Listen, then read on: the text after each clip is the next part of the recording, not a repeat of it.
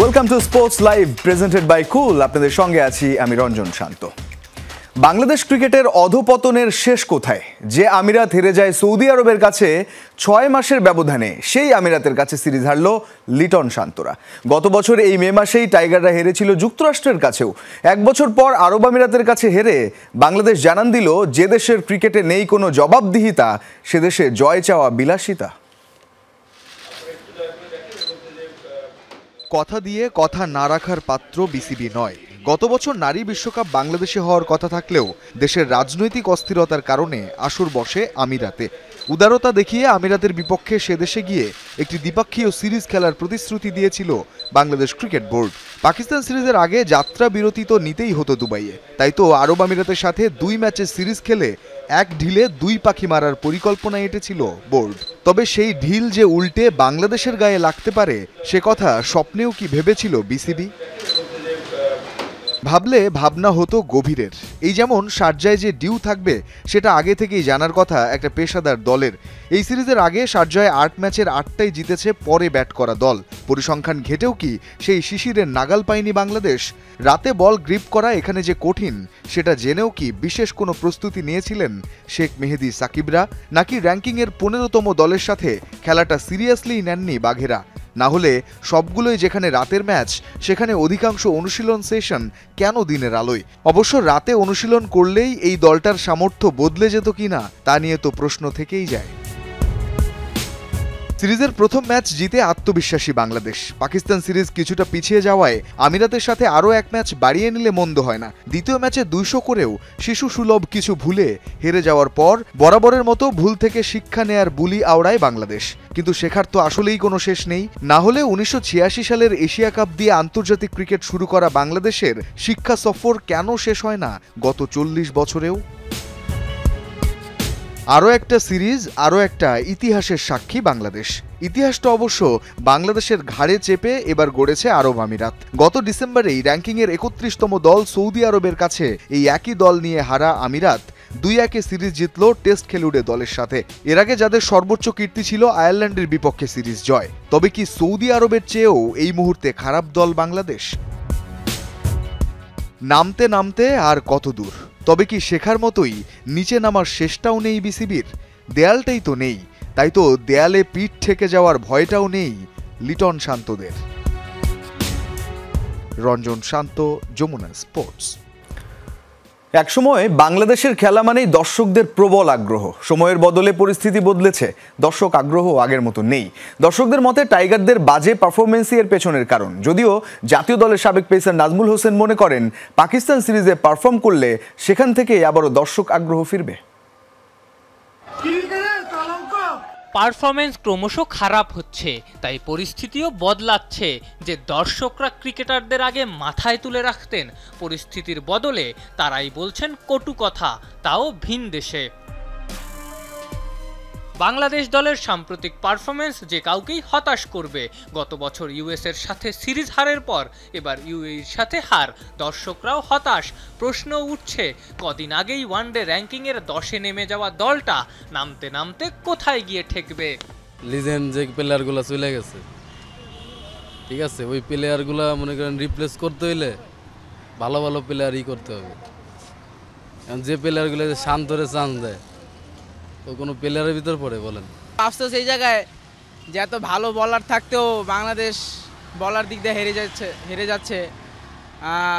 যদি বলি তাসকিন না, এই জায়গায় কারো ঢুকাইতে পারতেছে না, ভালো কোনো প্লেয়ার নাই। ব্যাটাররা যদি ব্যর্থ হয়ে যায় তাহলে বলাররা কিছু করতে পারে, বলাররা ব্যর্থ হয়ে গেলে ব্যাটাররা। সাম্প্রতিক ব্যর্থতায় ক্রিকেট থেকে মুখ ফিরিয়ে নিতে শুরু করছেন দর্শকরা। সবশেষ জিম্বাবুয়ে সিরিজেও গ্যালারিতে ছিল হাহাকার। তবে জাতীয় দলের সাবেক পেসার নাজমুল হোসেন মনে করেন, পাকিস্তান সিরিজ থেকেই দেখা যাবে পুরনো বাংলাদেশকে। দর্শক তো অবশ্যই বাংলাদেশের মতো এরকম একটা দেশে আমরা যখন আমরাও খেলছি, যে দেখছি যে একটা জিতা বা একটা কত কিছু ওরা কত আসলে আনন্দ বা সব কিছু বাংলাদেশের বিনোদনের একটা মেন জায়গা হয়েছে আসলে ক্রিকেট। তো দর্শকরাই মনে করি ইনশাল্লাহ পাকিস্তান সিরিজ থেকে দেখতে পারবে। দর্শকরাই ক্রিকেটের প্রাণ, তারাই যখন হতাশ হন বোঝাই যায় দলের পারফরমেন্স কতখানি খারাপ। হতাশা থেকে তাদের আনন্দে ফেরাতে পারে একমাত্র ক্রিকেটারদের পারফরমেন্স। আফনান পিয়াল, যমুনা স্পোর্টস, ঢাকা। তবে প্রভাবশালী বোর্ড বলে ব্যর্থতা এড়িয়ে যাওয়ার কোনো সুযোগ নেই বলছেন জাতীয় ক্রীড়া পরিষদ সচিব আমিনুল ইসলাম। জানান, আরব আমিরাতের সাথে টি-20 সিরিজ হারের পর সংশ্লিষ্টরা এ নিয়ে অবগত আছেন। দেশে ফিরলে ব্যর্থতা তদারকির জন্য প্রয়োজনীয়তা গ্রহণের কথা জানান এনএসসি সচিব। দেশের ক্রীড়াঙ্গনকে ঢেলে সাজাতে নানা পদক্ষেপ গ্রহণ করছে জাতীয় ক্রীড়া পরিষদ। তবে সাফল্য যেন অবস্থান করছে আলোকবর্ষ দূরে। ক্রীড়াঙ্গন নিয়ে পরিকল্পনার অভাব না থাকলেও মাঠের খেলায় তেমন ধরা দিচ্ছে না সাফল্য। প্রায় 4 দশক পর প্রথমবারের মতো এশিয়ান কাপ হকি খেলতে পারছে না বাংলাদেশ। দলীয় প্রভাব মুক্ত করে অ্যাডহক কমিটি দিয়েও হকিতে বড় হোঁচট খেয়েছে লাল সবুজরা। ব্যর্থতা খতিয়ে দেখতে তদন্ত কমিটিও গঠন করে এনএসসি। তবে ক্রিকেটের সবশেষ আরব আমিরাতের বিপক্ষে সিরিজ হারের বিষয়ে কোনো সরব নেই উপরের মহল থেকে। বোর্ড হিসেবে ক্রিকেট শক্তিশালী হওয়ার কারণে তারা এক্ষেত্রে পার পেয়ে যায় কিনা এমন প্রশ্ন এড়িয়ে যান হকির সাধারণ সম্পাদক রিয়াজুল হাসান। হকির ক্ষেত্রে ওনারা এনএসসি আমাদের হায়ার অথরিটি, ওনারা হয়তো মনে করছেন এটা নিয়ে ওনাদের যে চিন্তা ভাবনা করা উচিত, ওনারা হয়তো চিন্তা ভাবনা করছেন, হয়তো বা ওনারা অন্যান্য খেলাও চিন্তা ভাবনা করবেন। এই ব্যাপারে আমি কিছু বলতে পারবো না। তবে জাতীয় ক্রীড়া পরিষদ সচিব আমিনুল ইসলাম বলছেন, ক্রিকেট বলে তাদের ব্যর্থতা আলাদা করে দেখার কোনো সুযোগ নেই। বিষয়টি নিয়ে সংশ্লিষ্টরা অবগত আছেন বলে জানান তিনি। জাতীয় ক্রীড়া পরিষদ আইন 2018 অনুসরণে কাজ করে। সেই প্রেক্ষিতে আসলে সবাই সমান, আদিষ্ট হইলে আমরা এই জাতীয় ব্যবস্থা নিয়ে নেব, সমস্যা নাই এই আর কি। তো স্যারও এটা অবজার্ভ করতেছে। জাতীয় ক্রীড়া পরিষদের গঠনতন্ত্র অনুযায়ী ক্রীড়া ক্ষেত্রে সকল কার্যক্রম পরিচালনা করা হয় বলে নিশ্চিত করেছেন এনএসসি সচিব, যেখানে প্রভাবশালী কোনো বোর্ড বা ফেডারেশন এই ধারার বাইরে নন বলে জানান আমিনুল ইসলাম। নাসিফ শুভ, যমুনা স্পোর্টস, ঢাকা। বাংলাদেশ আরব আমিরাত সিরিজ নিয়ে আরও কথা আমরা বলতে চাই। অতিথি হিসেবে যুক্ত হচ্ছেন মোহাম্মদ আশরাফুল, সাবেক অধিনায়ক বাংলাদেশ জাতীয় ক্রিকেট দল। আশরাফুল ভাই, বেশ কিছু প্রশ্ন আছে, অন্তত 4টা প্রশ্ন। যেহেতু আপনি অনলাইনে যুক্ত হয়েছেন, যদি কোনো টেকনিক্যাল এরর না হয়ে থাকে তাহলে একে একে আশা করছি সেই উত্তরগুলো পাবো। প্রথম যে প্রশ্নটা, আরব আমিরাত সিরিজে আসলে বাংলাদেশ কোথায় হারলো আপনার মতে? কিভাবে হেরে গেল এই সিরিজটা? পুরো 3টা ম্যাচ যদি আমরা ফলো করি, আমার কাছে মনে হচ্ছে যে আমাদের যেভাবে আমরা আশা করেছিলাম বোলারদের থেকে পারফরমেন্স, সেই পারফরমেন্সটা আমরা পাইনি। 3টা ম্যাচে যদি আপনি খেয়াল করে থাকেন, প্রথম ম্যাচটা আমরা ফিজের চমৎকার বোলিং এর কারণে ম্যাচটা জিততে পেরেছিলাম। আদারওয়াইজ ওই ম্যাচটা হয়তো আমাদের হারার সম্ভাবনা ছিল। পরের 2টা ম্যাচ মোস্তাফিজ ছিল না, আমাদের বোলাররা সেকেন্ড ম্যাচে 200+ রান করে আমরা হেরেছি। এবং 2টা টিমের খেলা দেখে যদি আপনি খেয়াল করেন, তাদেরকে দেখে প্রচুর কনফিডেন্ট মনে হয়েছে। আমাদের প্লেয়ারদের মধ্যে ওই কনফিডেন্স খুব কম ছিল। বিশেষ করে থার্ড ম্যাচে যখন তারা বোলিং ফিল্ডিং করছিল, এতটা অ্যাগ্রেসিভ বোলিং করছিল যে উইকেট টু উইকেট। যেহেতু তাদের নিজস্ব গ্রাউন্ডে খেলা হচ্ছিল, তারা চমৎকার ভাবে লাইন লেনটা চমৎকার ভাবে বজায় রেখেছেন। কিন্তু আমরা যেহেতু 25 বছরের টেস্ট খেলছি, আমাদের আরেকটু স্মার্ট হওয়া উচিত ছিল, বিশেষ করে ব্যাটসম্যানদের, যে একটা ভালো বোলারের এগেইনস্টে আপনি উইকেট না দিয়ে কিভাবে 1-2 সবসময় তো বাউন্ডারি আপনি করতে পারবেন না। ওই জিনিসটা মিসিং ছিল লাস্ট ম্যাচটাতে।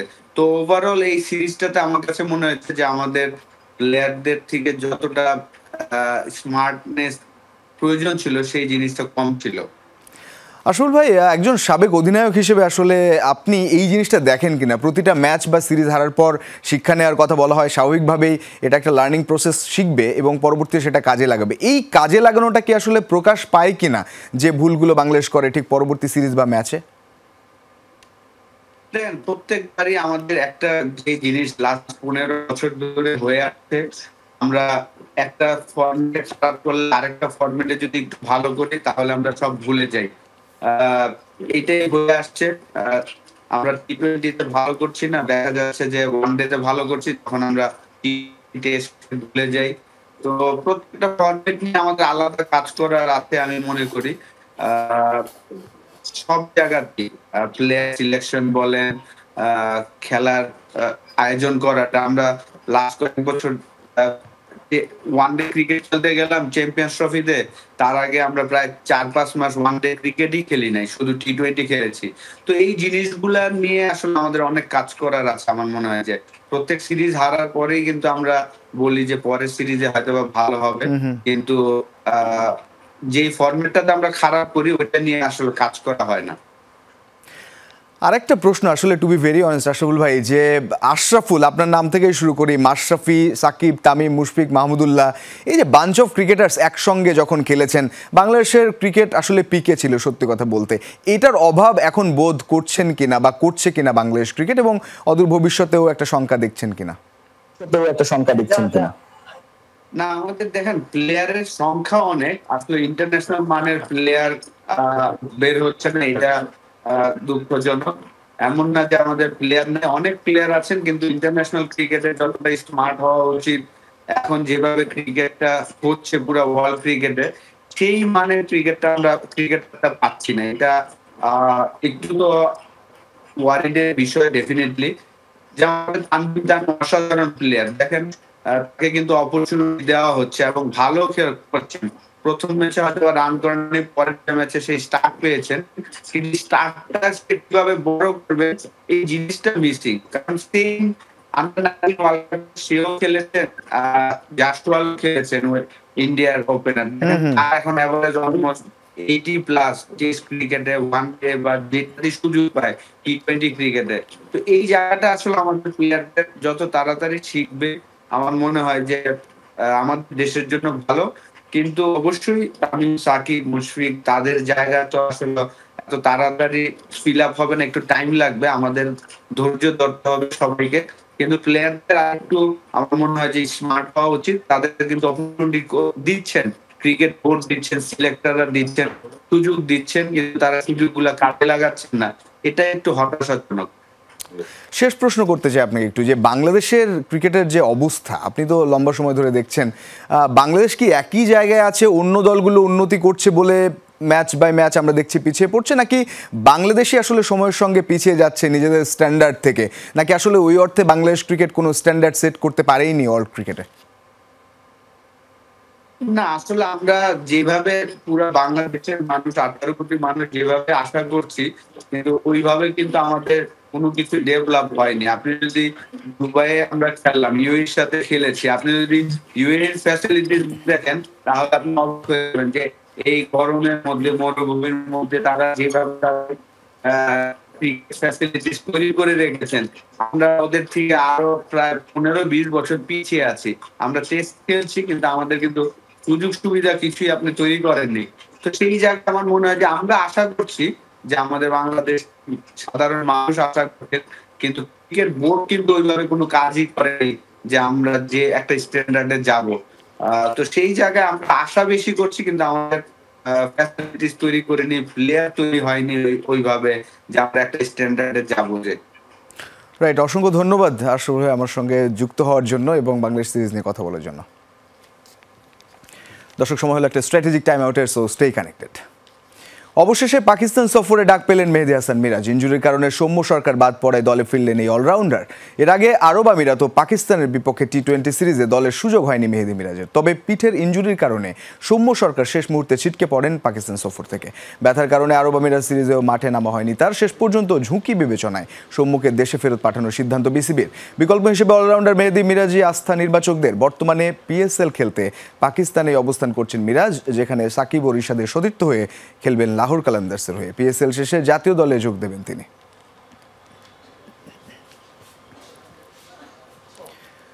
এবারে পিএসএল এর খবর। লাহোর কালান্দার্স যেন মিনি বাংলাদেশ দল। সাকিব মিরাজের পর এবার দলটিতে যোগ দিলেন রিশাদ হোসেনও। তবে রাতের এলিমিনেটর ম্যাচে সাকিব থাকলেও দলটির একাদশে নেই মিরাজ ও রিশাদ। রাত 9টায় শুরু হবে ম্যাচটি, যেখানে টস হেরে ফিল্ডিং করবে লাহোর কালান্দার্স। লাহোরে বিদেশি ক্রিকেটার ছিল সংকট। এরই মাঝে 6 মাস পর সেই লাহোরের ম্যাচ দিয়ে ক্রিকেটে ফেরেন সাকিব আল হাসান। যদিও ব্যাটে বলে সুবিধা করতে পারেননি অলরাউন্ডার। এরপর ডাক আসে বাংলাদেশের টি20 দল থেকে বাদ পড়া মেহেদী হাসান মিরাজের। আর বুধবার রাতে টাইগারদের হয়ে ম্যাচ খেলার পর পাকিস্তানে উড়ে যান রিশাদ হোসেন। এর আগে গ্রুপ পর্বে এই লেগ স্পিনার লাহোরের হয়ে 5 ম্যাচ খেলে নিয়েছিলেন 9 উইকেট। নিউজিল্যান্ড এ দলের বাংলাদেশ সফর। মিরপুরে দু দলের মধ্যকার দ্বিতীয় 4 দিনের ম্যাচের দ্বিতীয় দিন শেষে বাংলাদেশের চেয়ে 253 রানে পিছিয়ে আছে নিউজিল্যান্ড। দিন শেষে কিউইদের সংগ্রহ 1 উইকেটে 104 রান। প্রথম দিনের 4 উইকেটে 225 রান নিয়ে মিরপুরে দ্বিতীয় দিন শুরু করেছিল বাংলাদেশ। মাহিদুল অঙ্কন ফেরার আগে করেন 24 রান, 50 দেখা পান অমিত হাসান, থামেন 67 রানে। এরপর নুরুল সোহানের ব্যাটেও আসে 48 রান, 357 রানে গুটিয়ে যায় বাংলাদেশের প্রথম ইনিংস। ব্যাট হাতে কিউইরাও ছেড়ে কথা বলেননি। 24 রানে খালেদ প্রথম উইকেটের পতন ঘটালেও কার্টিস সেফি ও জো কার্টারের 80 রানের পার্টনারশিপে দিন শেষে দলীয় 100 রান পেরিয়েছে সফরকারীরা। কার্টিস 41 ও কার্টার অপরাজিত আছেন 48 রানে।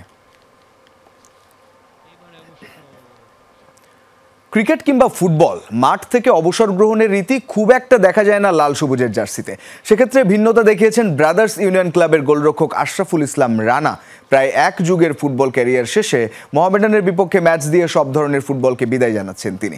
অবসরের পর ফুটবলকে ঘিরে নিজের পরিকল্পনা সাজাতে চান রানা। 27 বছর বয়সে যেখানে অনেক ফুটবলারের ক্যারিয়ার শেষ হয়, সেই শেষ থেকেই জাতীয় দলে শুরুটা করেছিলেন গোলরক্ষক আশরাফুল ইসলাম রানা। বাহুতে জড়িয়েছিলেন অধিনায়কের আর্মব্যান্ডও। প্রায় 1 যুগের ফুটবল ক্যারিয়ারে শুক্রবার বিপিএলে মোহামেডানের বিপক্ষে ম্যাচ দিয়ে ফুটবলকে বিদায় জানাচ্ছেন রানা। যেই সাদা কালো জার্সি গায়ে চাপিয়ে শুরু করেছিলেন ক্যারিয়ার, এবার সেই ঐতিহ্যবাহী ক্লাবটির বিপক্ষেই ম্যাচ দিয়ে গ্লাভস জোড়া শোকেসে তুলে রাখবেন এই গোলরক্ষক। তবে 2023 সালে জাতীয় দলের হয়ে অবসর নিতে না পারার আক্ষেপটা এখনও তাড়িয়ে বেড়াচ্ছে তাকে। ন্যাশনাল টিম থেকেও আমার পরিকল্পনা ছিল আসলে 2023 সালে রিটায়ারমেন্ট করার। সো এটা আমার ন্যাশনাল টিমের যে কোচ হাভিয়ার ক্যাবরেরা উনি জানেন, ওনাকে প্রপোজাল দেওয়া হয়েছিল। ওই সময়টা যদি আসলে ন্যাশনাল টিমে থাকাকালীন অবস্থায় ন্যাশনাল টিম থেকে রিটায়ার করতে পারতাম, সেটা আমার জন্য অনেক বড় প্রাপ্তির জায়গা হইতো। সল্ট লেকে ভারতের বিপক্ষে ড্রয়ের সুখস্মৃতি যেমন আছে রানার ঝুলিতে, ঠিক তেমনি ভুটানের কাছে হেরে প্রায় 1.5 বছরের ফুটবল নির্বাসনের দুঃস্মৃতিও আছে তার কাছে। সব ছাপিয়ে পরিবারের সাথে আলোচনা করে অবসর নেওয়ার সঠিক সময় এসেছে বলে জানান রানা। অনেক দিন আসলে ফুটবলের ভিতরে ছিলাম বা ফুটবলকে ভালোবাসি, ফুটবল আমার পেশা ছিল, সেইখান থেকে সরে যাচ্ছি। তো এটা যেমন ইমোশনালি আমাকে টাচ করে, আমার ফ্যামিলিকেও আসলে টাচ করে। তো ওরা আমাকে লাস্ট এইটাই বলছে, তুমি যেহেতু বেটার ফিল করছো যে এখন আসলে থাকতে চাও না, তো ওয়েলকাম, কোনো সমস্যা নেই। হামজা সমিতদের অন্তর্ভুক্তিতে দেশের ফুটবলে নবজাগরণ ঘটছে বলে মত আশরাফুল ইসলাম রানার। এই ধারাবাহিকতা ধরে রাখতে পারলে উন্নতি সম্ভব বলে মনে করছেন তিনি। আর রানার মতো এমন গোলরক্ষকের বিদায় সহজ কোনো বিষয় নয় বলছেন ব্রাদার্স ইউনিয়নের ম্যানেজার আমির খান। হামজা আসার পরে কিন্তু বাংলাদেশের হাইপটা মানে একবার টপমোস্ট জায়গায় আসছে, তো আমি এটা মনে করি এটা আমাদের ফুটবলের জন্য এটা ইতিবাচক। আমাদের যে প্রফেশনালিজমের অবস্থা, সেখানে আপনার মানে সরি টু সে যে এইরকম জায়গা আসলে খুবই কম। তাকে আসলে এই 24 আওয়ার্স এইটার চিন্তা করা স্পোর্টসের এইখানে, তারপরে ফ্যামিলিকে সময় দেওয়া, এটা টু মাচ ডিফিকাল্ট। ফুটবলকে বিদায় জানিয়ে এই খেলাটিকে ঘিরেই নিজের পরিকল্পনা সাজাতে চান আশরাফুল ইসলাম রানা। জুলাইতে অনুষ্ঠিত হতে যাওয়া গোলকিপিং কোর্স সম্পন্ন করে আগামী মৌসুমে নতুন পরিচয়ে আসতে চান এই গোলরক্ষক। নাসিফ শুভ, যমুনা স্পোর্টস, ঢাকা। এই ছিল আজকের স্পোর্টস লাইভে। এতক্ষণ সঙ্গে থাকার জন্য ধন্যবাদ সবাইকে।